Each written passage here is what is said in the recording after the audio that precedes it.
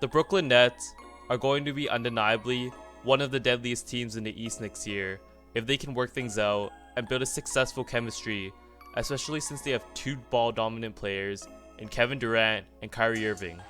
Although the Nets roster is very deep right now, the Nets will for sure be trying to sign one or two extra players or draft a rookie that could actually be useful for them. So what are the Nets planning in this offseason? Let's find out.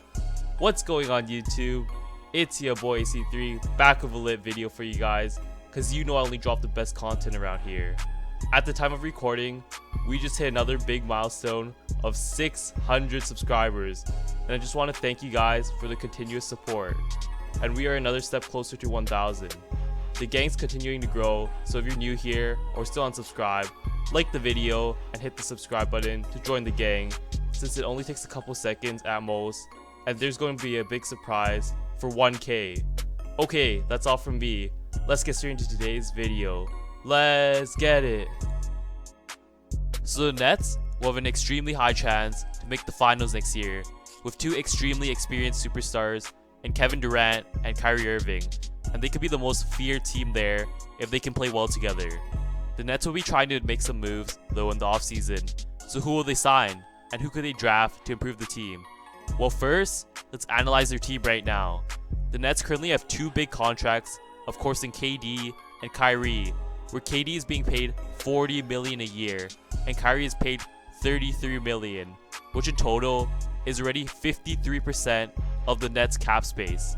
As a result, the Nets are actually over the cap space since they have other big contracts too in LeVert, Prince, Dinwiddie, and Jordan, and as a result, they only have an exception of $6 million to work around with. With that $6 million though, the best move for the Nets would be, in my opinion, to sign an effective playmaker as a backup guard for Kyrie, or a better wing defender, since they need better defense right now. As a result, a great fit for a backup guard will be Rajon Rondo or Jeff Teague. Teague and Rondo are known for being excellent playmakers and can create a lot of plays for this Nets team, since their guards in Kyrie, Dinwiddie, and LeVert mainly only focus on scoring and not playmaking. As a result, either one of them will be a huge help to the Nets and could be an essential part to a championship run, as seen in how useful Rondo was for the Lakers this year in the finals. Both are slowly nearing the end of their careers and thus could be a cheap pickup for the Nets with the $6 million that they have, and would definitely strengthen their team. Their second option will be to sign a solid wing defender, which is what they're lacking right now, since they already have very strong interior and paint defenders in DeAndre Jordan and Jarrett Allen. Therefore, I would recommend the Nets to sign Torrey Craig, since he has shown how great of a wing defender he has been on the Nuggets. He can shut down opposing players at times and will just overall be a great fit, since he is young too at 29 years old. Although he doesn't have that much of an offensive game, this is absolutely fine, since the Nets already have so many offensively talented players that can cover up for him, which further strengthens why the Nets should sign it for cheap and possibly at $3 million a year. Now, let's talk about the 2020 NBA draft for the Nets. Currently, the Nets have the 19th pick from the Sixers and could actually get a decent role player, where in my opinion, they should draft RJ Hampton. RJ is a 6'5" guard who was a former 5-star recruit and played international basketball in the NBL in Australia instead of going to college, but had his season cut short since he suffered a hip injury. In his games in Australia, RJ averaged 8.8 points, 2.4 assists, and 4 rebounds. Despite not putting up very impressive stats, I believe RJ has a very high potential that the Nets should gamble on, since RJ is known to be a great playmaker that creates opportunities for his teammates and is extremely quick and explosive. He is even better in transition and is known to be proficient in isolation plays. So if the Nets don't sign Rondo or Teague, they should definitely consider taking RJ, since he can additionally bully smaller guards, since he is considered tall for a point guard. Finally, the last thing I'm going to talk about for the Nets offseason is potential big trades, which is unlikely, since it will only happen if the Nets management wants to pursue a third superstar to pair up with Kyrie and KD.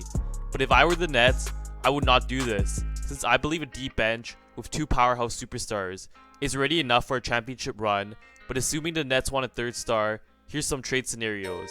First off, the Nets could trade for Bradley Beal, since the Wizards might want to start to rebuild again, since they are getting nowhere so far. If this is the case, the Nets would have to give up Karis LeVert, Dinwiddie or Prince, and 2 to 3 first round picks, since Beal is a very valuable piece on any team. If the Nets do this, their starting lineup would be Kyrie at the 1, Beal at the 2, Harris at the 3, KD at the 4, and DeAndre or Jared Allen at the 5. This would be a super team right here, but the bench would be a lot weaker for the Nets. Another scenario could be for Paul George, but you guys are going to say it's a terrible trade off the bat, but hear me out. Due to how bad Paul George played in the playoffs, his value has diminished a lot, and as a result, the Nets don't have to give up as much for him. In this case, the Nets will only give up Karis LeVert, Garrett Temple, and 2 first round picks, and they can retain the core and put George at the 3. This would significantly benefit Paul George, since even if he struggled in important games in the playoffs, KD and Kyrie would help back him up and close the game out. As a result, these scenarios are only if the Nets are willing to give up a couple important pieces for a third superstar. But what do you think? Do you agree with me that these are the main offseason plans for the Nets and I covered everything correctly?